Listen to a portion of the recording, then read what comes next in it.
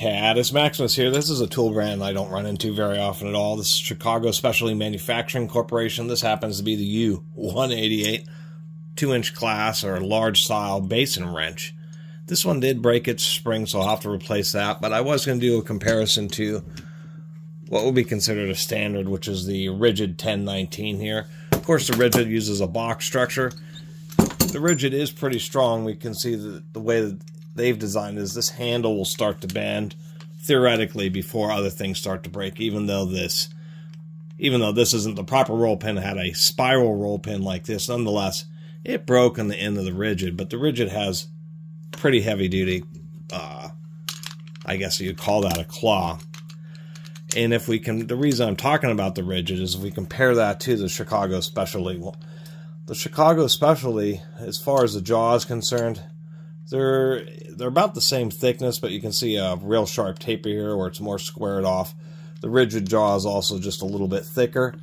And oddly enough, they have a couple different, or they're different geometry-wise. This is a nice curve, where this just has teeth right here, where it's kind of a little bit more designed for working on the nuts, which is, you find these as the water valves and the hardware that's inside toilet tanks, sinks where you have the tubes coming out where it can be hard to get an adjustable wrench or a normal pipe wrench. That's the whole purpose of these, is they can be at a right angle, and then you just have a nice stem that you can work with. But ridgid is like the standard when it comes to plumbing tools. And as far as the jaw is concerned, it is heavier duty.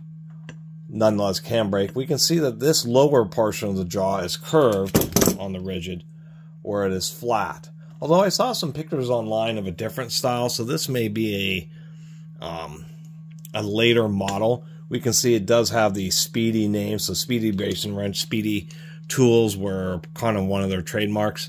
Some things I can appreciate the Chicago, and one is that they have this, they just use a screw and a separate little bracket, which may have been part of what had the spring, although admittedly the spring in the ridgid isn't super great either. But nonetheless, this just seems a little bit easier to deal with than a roll pin. And what I'll give credit for is even both of these are pretty strong. I think the machining is just a little bit tighter on the handle here, and so you just have less stress on the pin to begin with. And where the ridgid can be extended, which is a nice feature, I do appreciate the Chicago just having just a nice long solid steel rod.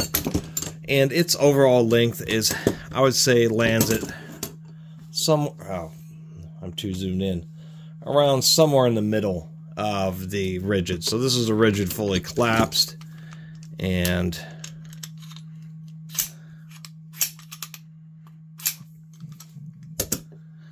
here's the ridgid fully extended.